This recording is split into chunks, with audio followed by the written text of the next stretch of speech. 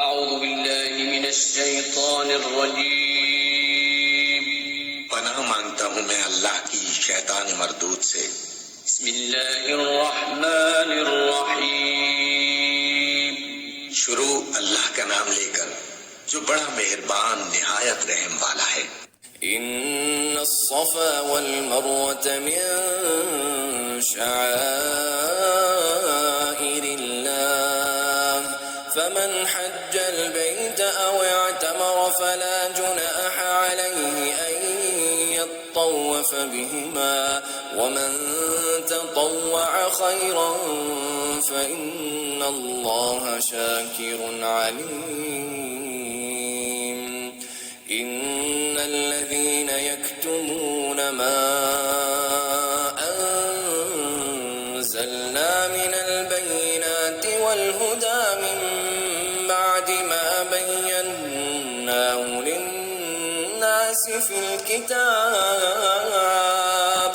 اولئك يلعنهم الله ويلعنهم اللاعنون الا الذين تابوا واصلحوا وبينوا فاولئك اتوب عليهم وانا التواب الرحيم۔ ان الذين كفروا وماتوا وهم كفار اولئك عليهم لعنة الله والملائكة والناس اجمعين خالدين فيها لا يخفف عنهم العذاب ولا هم ينظرون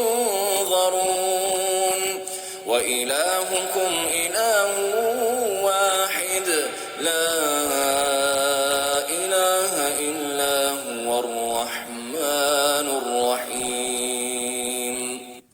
یقیناً صفا اور مروہ اللہ کی نشانیوں میں سے ہیں، لہذا جو شخص بیت اللہ کا حج یا عمرہ کرے اس کے لیے کوئی گناہ کی بات نہیں کہ وہ ان دونوں پہاڑیوں کے درمیان سعی کر لے، اور جو برضا و رغبت کوئی بھلائی کا کام کرے گا اللہ کو اس کا علم ہے اور وہ اس کی قدر کرنے والا ہے۔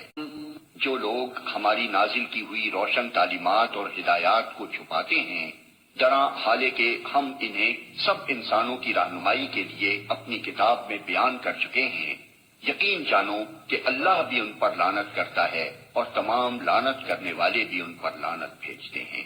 البتہ جو اس روش سے باز آ جائیں اور اپنے طرز عمل کی اصلاح کر لیں اور جو کچھ چھپاتے تھے اسے بیان کرنے لگیں ان کو میں معاف کر دوں گا، اور میں بڑا درگزر کرنے والا اور رحم کرنے والا ہوں۔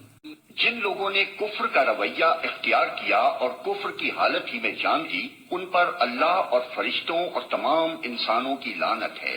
اسی لعنت زدگی کی حالت میں وہ ہمیشہ رہیں گے، نہ ان کی سزا میں تخفیف ہوگی اور نہ انہیں پھر کوئی دوسری مہلت دی جائے گی۔ تمہارا خدا ایک ہی خدا ہے، اس رحمان اور رحیم کے سوا کوئی اور خدا نہیں۔